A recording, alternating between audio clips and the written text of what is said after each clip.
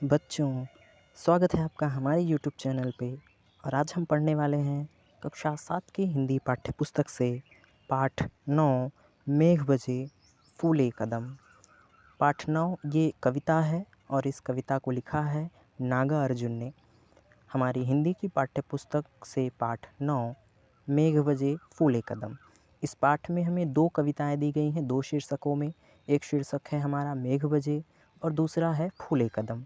तो चलिए आज हम अपनी इन दोनों कविताओं को पढ़ते हैं और इन दोनों कविताओं का भावार्थ जानते हैं। लेकिन उससे पहले अगर आप चैनल पर नए हैं तो चैनल को सब्सक्राइब करना ना भूलें और इस वीडियो को अपने मित्रों में भी ज़्यादा से ज़्यादा साझा करना ना भूलें, ताकि वो भी आसानी से घर बैठे पढ़ाई कर सकें। तो चलिए हमारा आज का जो पाठ है, पाठ 9 कक्षा 7 की हिंदी पाठ्य पुस्तक से शुरू करते हैं। प्रस्तुत कविता में कवि ने बादलों की उमड़ घुमड़ एवं उनकी ध्वनि का स्वाभाविक चित्रण किया है। ये मेघ बजे, मेघ का अर्थ होता है बच्चों बादल और बजे का मतलब होता है ध्वनि करना या बजना। ये जो बादल होते हैं वर्षा के समय जब वो बजते हैं, अर्थात उनमें जो ध्वनि होती है बिजली कड़कने की, उस ध्वनि का वर्णन किया है कवि ने और वर्षा ऋतु का वर्णन किया है। और जो दूसरा है कदम फूले कदम, तो उसमें एक कवि ने बताया है कि सावन के महीने में जो कदम के वृक्ष होते हैं उनमें जो कदम के फल आ जाते हैं वो कितने सजीव दिखाई देते हैं। तो चलिए हम अपना पहला कविता मेघ बजे पढ़ते हैं और उसका अर्थ जानते हैं।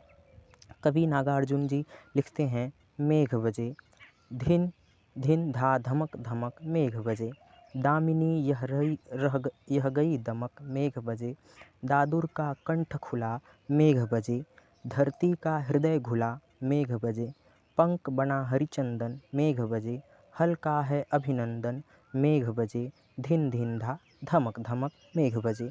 कवि नागार्जुन जी कहते हैं कि मेघ बजे यानी बादल गर्जना कर रहे हैं। धिन धिन धा धमक धमक अर्थात धिन धिन धा धमक मेघ गर्जना, बादल जो है गरज रहे हैं, उमड़ घुमड़ कर बादल ध्वनि कर रहे हैं। दामिनी यह गई दमक, दामिनी कहते हैं बच्चों बिजली को, कि बिजली भी दमकना अर्थात चमकना, कि बिजली भी चमक गई मेघ बज रहे हैं। दादुर का कंठ खुला, दादुर कहते हैं मेढक को, चूँकि वर्षा ऋतु के मौसम में बिजली भी कड़कती है और मेढक भी टर्राने लगते हैं। कंठ का मतलब होता है बच्चों गला, कि मेढकों के कंठ भी खुल गए हैं, मेढक भी टर टर की आवाज़ करने लगे हैं, बादल बजने लगे हैं। अर्थात जब बादलों में गर्जना होती है तो उस समय किस प्रकार का जो है दृश्य दिखाई देता है। कहते हैं कवि, धरती का हृदय घुला, और जब वर्षा होती है, बारिश होता है तो धरती का हृदय घुल जाता है, अर्थात धरती का जो ऊपरी परत है वह कीचड़ के समान दिखाई देने लगता है। तो धरती का हृदय भी जो है धुल गया है वर्षा के पानी से। मेघ बज रहे हैं। पंख बना हरिचंदन, पंख कहते हैं बच्चों कीचड़ को, कि कीचड़ भी हरिचंदन बन गया है। हरिचंदन कहते हैं बच्चों चंदन के लेप को, कि कीचड़ भी अब चंदन के लेप के समान हो गया है। हल्का है अभिनंदन, और चूँकि वर्षा हो रही है तो किसान अपने खेतों में खेती करने के लिए जा रहे हैं, तो हल और बैलों का अभिनंदन है। अभिनंदन का अर्थ होता है स्वागत है, कि हल और बैलों का स्वागत हो रहा है क्योंकि मेघ बज रहे हैं। तो बच्चों ये हमारा पहला कविता था, मैं फिर से एक बार इसे बता देता हूँ। कवि नागार्जुन जी कहते हैं, धन धा धिन धमक धमक मेघ बज रहे हैं, बिजली कड़क रही है, मेढकों के कंठ खुल गए हैं, अर्थात मेढक भी ध्वनि कर रहे हैं, धरती का हृदय धुल गया है और कीचड़ भी चंदन के लेप के समान हो गया है, और हल और बैलों का अभिनंदन है मेघ, क्योंकि बादल गरज रहे हैं, बादल में ध्वनि हो रही है।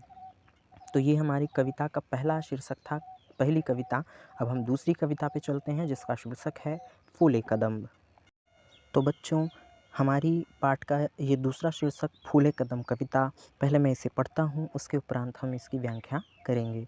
कवि कहते हैं, फूले कदम टहनी टहनी में कंदुक सम झूले कदम, फूले कदम सावन बीता बादल का कोप नहीं रीता, जाने कब से वो बरस रहा ललचाई आँखों से नाहक, जाने कब से तू तरस रहा मन कहता है छूले कदम, फूले कदम फूले कदम। कवि कहते हैं, देखिए बच्चों एक कदम का वृक्ष होता है, आपने देखा भी होगा, और वर्षा के मौसम में, सावन के मौसम में जो है कदम पर पीले फल आ जाते हैं। तो कवि उन पीले कदम के फलों को देखकर कह रहा है फूले कदम, कि कदम्ब के फूल उसके वृक्षों पर आ चुके हैं, अर्थात उसमें रोएं की भांति कदम्ब के जो निकलता है उसको उसका फूल कहते हैं, और जब वह झड़ता है तो वह फल का रूप धारण करता है। कवि कहते हैं फूले कदम्ब, कदम्ब के वृक्षों पर फूल आ गया है, अर्थात कदम्ब के वृक्षों पर फल लगने शुरू हो गए हैं।